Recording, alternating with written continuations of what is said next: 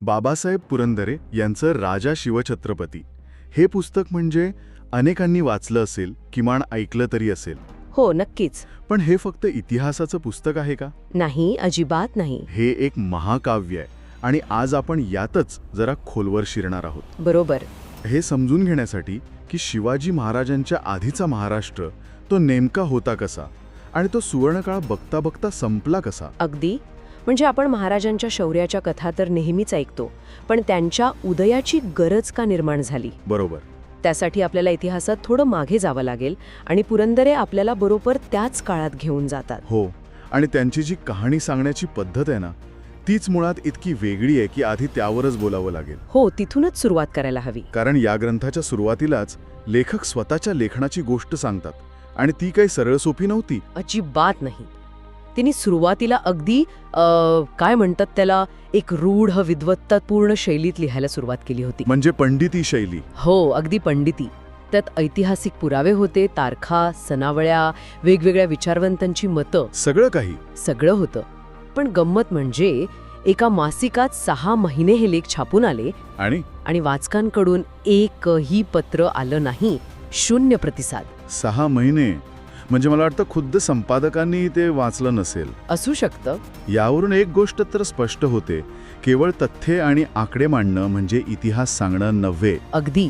आणि हाच मुद्दा त्यांच्या गुरूंनी वासुदेव काका कवी यांनी त्यांना समजावून सांगितला. अच्छा.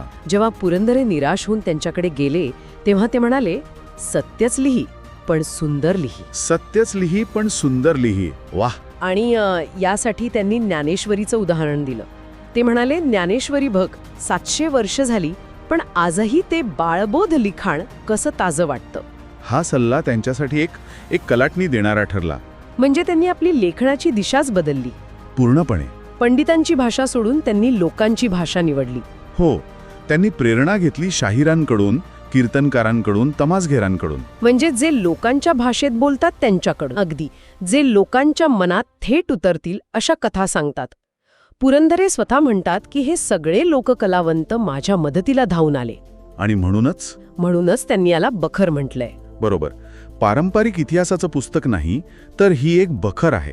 आणि बखर म्हणजे नेमकं काय? म्हणजे पारंपरिक इतिहासापेक्षा हे वेगळं कसं? खूप चांगला मुद्दा आहे.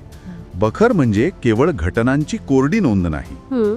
ती एक कथा असते. त्यात नाट्यमयता असते, शौर्याचे पोवाडे असतात आणि लोकांच्या भावनांना थेट हात घालण्याची ताकद असते.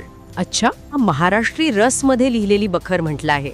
महाराष्ट्री रस छान शब्द आहे. तर मग या नव्या रसरशीत शैलीतून त्यांनी जे चित्र उभं केलं, तो महाराष्ट्र मुळात कसा होता? ती सोन्याची द्वारका नेमकी कशी होती? हा, ती कल्पनाच अद्भुत आहे. ग्रंथ आपल्याला थेट दंडकारण्यात घेऊन जातो, जिथे श्रीरामाचं आगमन होतं. पौराणिक कथेपासून सुरुवात होते. हो. लेखक म्हणतात की सीतेच्या पावलांनी प्रेम, लक्ष्मणाच्या पावलांनी बंधुता आणि श्रीरामाच्या पावलांनी संस्कृती या भूमीत प्रवेशली. इथून महाराष्ट्राच्या सांस्कृतिक जडणघडणीला सुरुवात झाली. आणि मग सातवाहन, वाकाटक, चालुक्य, राष्ट्रकूट, अनेक राजवटी येतात. हो, पण पुरंदरे विशेष भर देतात तो यादव घराण्याच्या काळावर. कारण तो सुवर्णकाळ होता. अगदी. तो महाराष्ट्राचा परमोच्च वैभवाचा काळ मानला जातो. त्यांची राजधानी होती देवगिरी आणि उपराजधानी प्रतिष्ठान, आजचं पैठण. हो, पैठणच्या वैभवाचं वर्णन वाचताना डोळे दिपून जातात. तिथल्या बाजारपेठा, कलाकुसर, राजा हाल सातवाहनाने लिहिलेला गाथा सप्तशती हा ग्रंथ म्हणजे मराठी लावणीचं मूळ मानलं जातं. वाव. म्हणजे ती कलात्मकता त्या काळातच रुजली होती. बरोबर.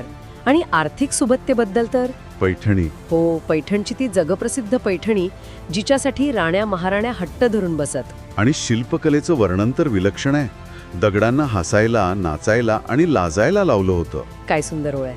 पण या सगळ्यापेक्षा एक गोष्ट मला जास्त अविश्वसनीय वाटली. कोणती?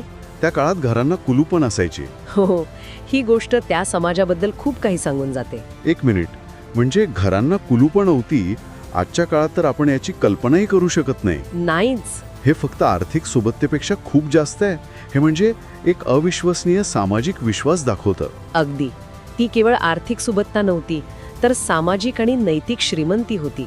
चोरांची ओळखच नव्हती असं वर्णन येतं. आणि याच भौतिक वैभवाला एक आध्यात्मिक किनार होती. बरोबर, तो काळ होता वारकरी संप्रदायाच्या उदयाचा. ज्ञानेश्वर माऊलींचा काळ. हो, आणि त्यांच्यासोबत एक मोठी संत मांद्याळी होती.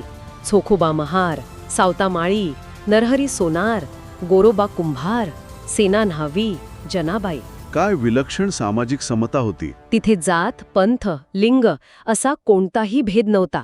सगळे फक्त विठ्ठलाचे भक्त होते. जनाबाई म्हणतात, विठू माझा लेकुरवाळा, संगे गोपाळांचा मेळा. आणि त्या गोपाळांच्या मेळ्यात खांद्यावर निवृत्तीनाथ आहेत, तर जीवाजवळ चोखोबा आहेत. या एका ओवीत त्या काळातल्या सामाजिक एकोप्याचं सार आहे. आणि ज्ञानेश्वरांनी तर ज्ञानाची गंगाच सर्वसामान्यांपर्यंत आणली. संस्कृतच्या तिजोरीत बंद असलेलं ज्ञान त्यांनी प्राकृत मराठीत आणलं. हो, त्यांची ती प्रसिद्ध ओवी, माझा मराठाची बोलू कौतुके, परी अमृतातेही पैजा जिंके, यात केवढा आत्मविश्वास आणि भाषिक अभिमान आहे. बरोबर. तर अशी ही सोन्याची द्वारका होती, जिथे आर्थिक सुबत्ता होती, कला बहरली होती, सामाजिक समता होती आणि आध्यात्मिक चेतना होती. सगळं काही उत्तम चाललं होतं. हो, पण या सुवर्ण काळावर एक अशी काळ रात्र कोसळणार होती, ज्याची कोणी कल्पनाही केली नव्हती. आणि मग ते आक्रमण होतं अलाउद्दीन खिलजीचं. हो, लेखक त्याचं वर्णन इतकं प्रभावीपणे करतात की अंगावर काटा येतो. 8,000 घोडे म्हणजे 32,000 टापा, बेहोश टापांखाली जमीन चरदाळत होती. थरकाप उडवणारं वर्णन आहे. पण हे आक्रमण इतकं अनपेक्षित कसं होतं? देवगिरीचा राजा रामदेवराय यादव इतका गाफील कसा राहिला? हीच तर त्या पतनाची शोकांतिका आहे. पहिली गोष्ट म्हणजे राजा पूर्णपणे गाफील होता. अच्छा. त्याचं सैन्य, त्याचा मुलगा शंकरदेव याच्यासोबत तीर्थयात्रेला गेलं होतं. राजधानीत फक्त मोजके 4,000 सैनिक होते. आणि त्याला उत्तरेत काय चाललंय याची काहीच खबर नव्हती. काहीच नाही. आणि मग ती प्रसिद्ध घटना घडते. किल्ल्यावर हल्ला झाल्यावर राजा निश्चिंत होता की आपल्याकडे धान्याचा भरपूर साठा आहे. हो, त्याला वाटलं की आपण अनेक महिने किल्ला लढवू शकतो. पण जेव्हा धान्याची पोती उघडली, तेव्हा काय झालं? त्यात धान्याच्या जागी मीठ सापडलं. काय? हो, काही व्यापाऱ्यांनी धान्याची पोती विकून त्या जागी मिठाची पोती भरून ठेवली होती. म्हणजे अंतर्गत भ्रष्टाचार. ही तर खूप मोठी डिमोरलायझिंग गोष्ट आहे. अशा क्षणी सैन्याचं आणि राजाचं मनोधैर्य कसं टिकलं असेल? ते पूर्णपणे खचलं. राजा शरण जायच्या तयारीत होता, पण त्याच गोंधळात त्याचा मुलगा शंकरदेव सैन्य घेऊन परत आला.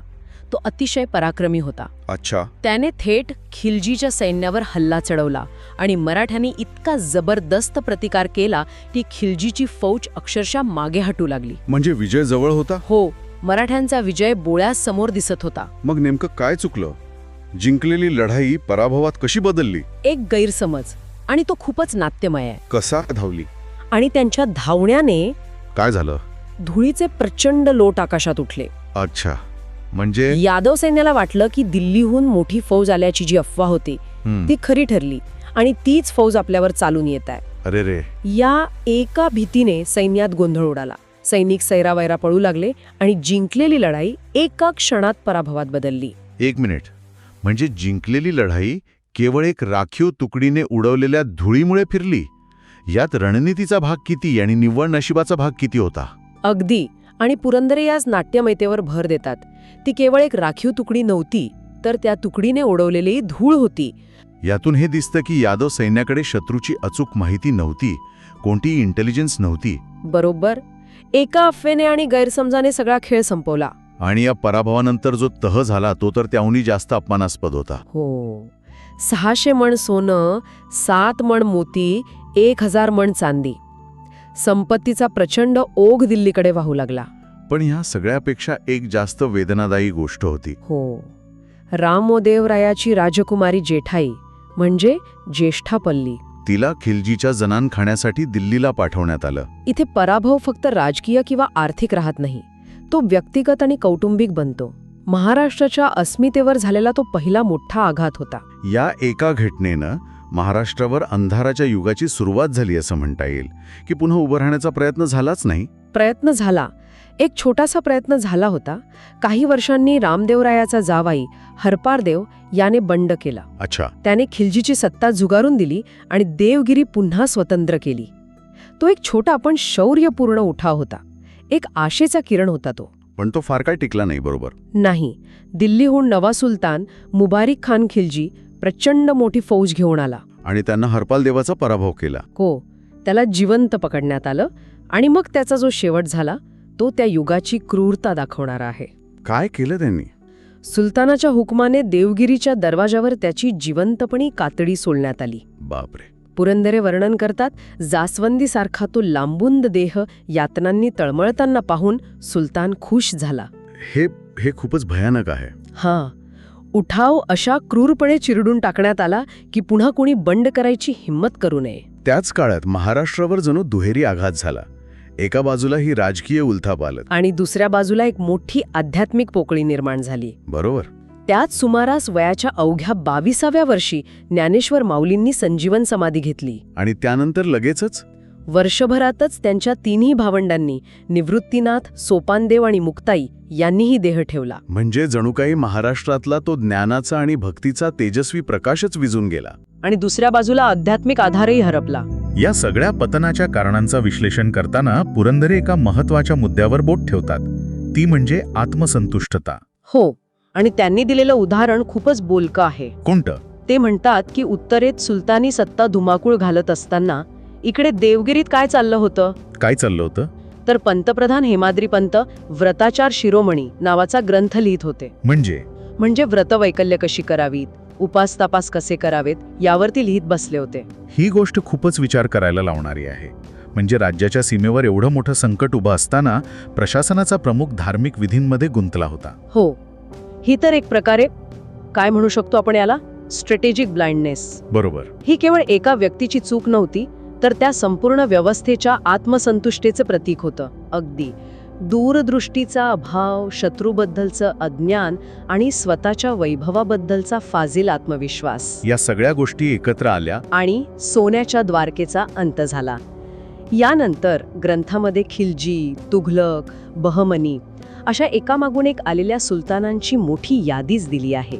ती यादी वाचतानाच अंगावर काटा येतो. हो, असं वाटतं की एका संकटातून सुटका नाही, तोवर दुसरं समोर उभं आहे.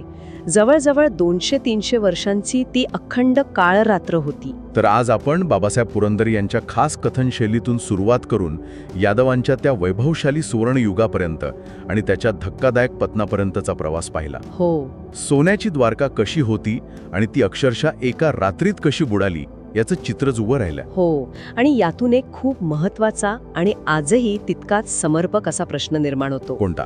पुरंदरे यांच्या वर्णनावरून हे स्पष्ट दिसतं की एक अत्यंत संपन्न, कलात्मक आणि आध्यात्मिक संस्कृती केवळ लष्करी आणि सामरिक जागरूकतेच्या अभावामुळे कोसळली. यातून विचार करायला लावणारी गोष्ट ही आहे की सांस्कृतिक समृद्धी आणि राजकीय लष्करी शक्ती यांच्यात खरं नातं काय आहे? एक दुसऱ्याशिवाय जास्त काळ टिकू शकते का? हाच तो प्रश्न आहे.